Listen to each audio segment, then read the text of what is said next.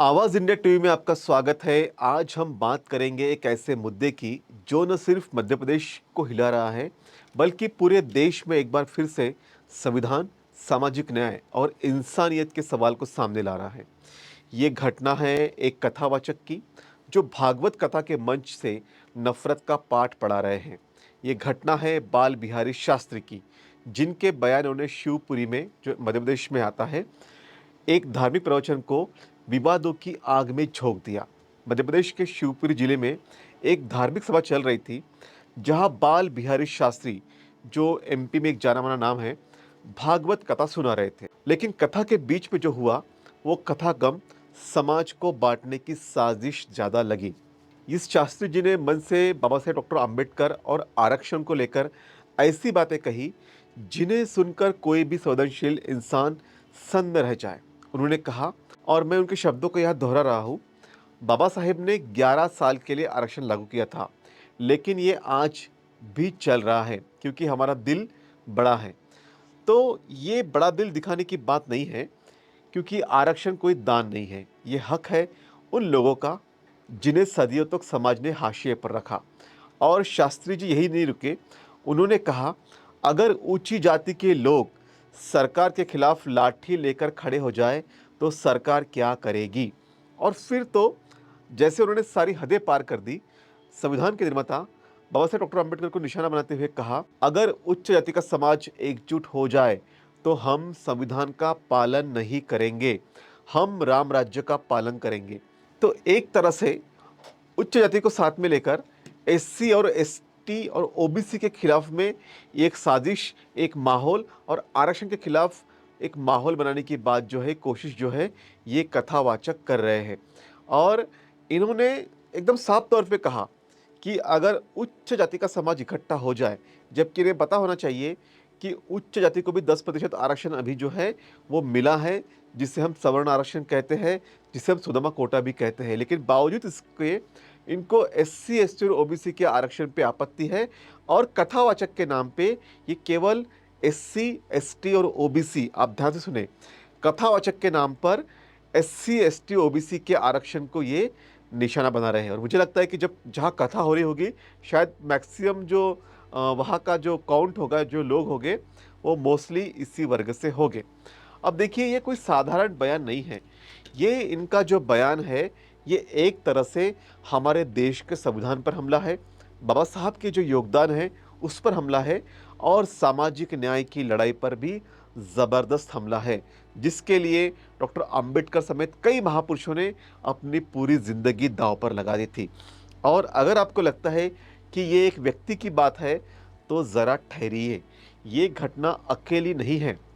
हाल ही में तथाकथित संत रामभद्राचार्य ने भी एक इंटरव्यू में बाबा साहब को लेकर आपत्तिजनक टिप्पणी की। उन्होंने कहा कि अंबेडकर को संस्कृत आती नहीं थी, और उन्होंने मनुस्मृति का समर्थन भी किया।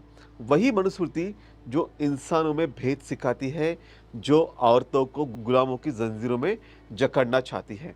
तो ये एक पैटर्न जो है समूचे देश में बन रहा है। एक तरफ अभी-अभी कल परसों आरएसएस चीफ हिंदू राष्ट्र की बात कर रहे हैं। दूसरी तरफ ये कथावाचक जो है, ये खुलेआम मंचों से ऊंच नीचता, जातिवाद और भेदभाव का जहर फैला रहे हैं। ये लोग राम राज्य की बात तो करते हैं, लेकिन राम के नाम पर ये समाज को बांटने का काम भी कर रहे हैं। ये वो लोग हैं जो राष्ट्र निर्माण की जगह राष्ट्र में फूट डालने का काम कर रहे हैं। शिवपुरी में क्या क्या हुआ, वो भी आप जरा सुन लीजिए।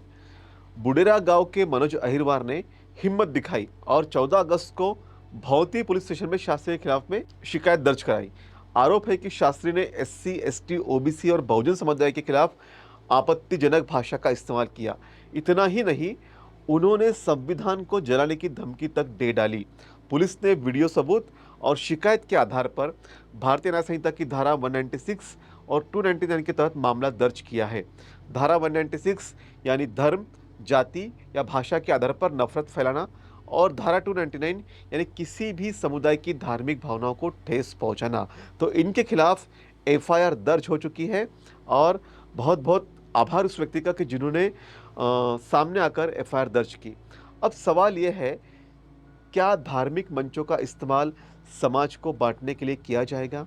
क्या आरक्षण के खिलाफ में इस तरह से बयान दिए जाना चाहिए। जिस बाबा साहब ने देश में संविधान बनाकर देश को एक सूत्र में बांधा, उनके खिलाफ क्या ऐसी बातें बार-बार होनी चाहिए?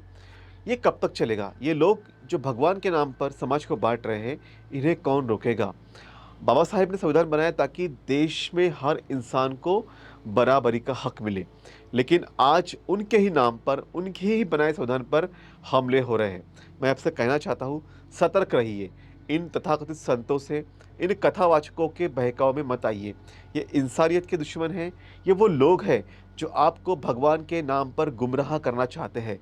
असली धर्म वो है जो इंसान को इंसान से जोड़े, ना कि उसे जाति, धर्म या ऊंच-नीच के नाम पर बाँटे। क्योंकि ये जो कथावाचक है, ये जो है, ये समाज में नफ़रत का ज़हर फैला रहे हैं। ये कोई राम राज्य जो बात कर रहे हैं, राम राज्य की बात, तो उस राम राज्य में क्या होता था, शंभुक वध किसने किया, कई ऐसे मिसालें हैं, उस पर हम ज़्यादा डिस्कशन नहीं करेंगे। लेकिन आप सतर्क रहिए, जागरूक रहिए और संविधान की उस भावना को ज़िंदा रखिए, जिसके लिए हमारे समूचे महापुरुष देश के, जिन्होंने अपनी ज़िंदगी दाँव पर लगा दी थी। और ये कथावाचक हमारे देश में जो राष्ट्र निर्माण में सबसे सहायक जो आरक्षण की नीति है, उसी को अब ये जो लोग हैं वो टारगेट कर रहे हैं। और आरक्षण की नीति इस देश के एससी, एसटी, ओबीसी के लिए थी, माइनॉरिटीज़ के लिए भी थी और इससे देश का निर्माण हुआ। इसके कारण देश एक संघ बना। इसके कारण आज देश जो है एक संघ है, यूनाइटेड है। लेकिन ये लोग जिस तरह से इन्होंने शुरू में, जब देश गुलाम हुआ था, किस कारण हुआ? क्योंकि समाज के अंदर में जो ताना-बाना था, वो कहीं न कहीं खो गया था। लोग आपस में एक डिवाइड हो गए थे, जाति के नाम पर कहिए या धर्म के नाम पर कहिए। इसलिए हज़ारों साल तक शुरू में मुगलों ने राज किया, बाद में अंग्रेज़ आए। तो हमारा देश गुलाम रहा क्योंकि देश में एकता नहीं थी।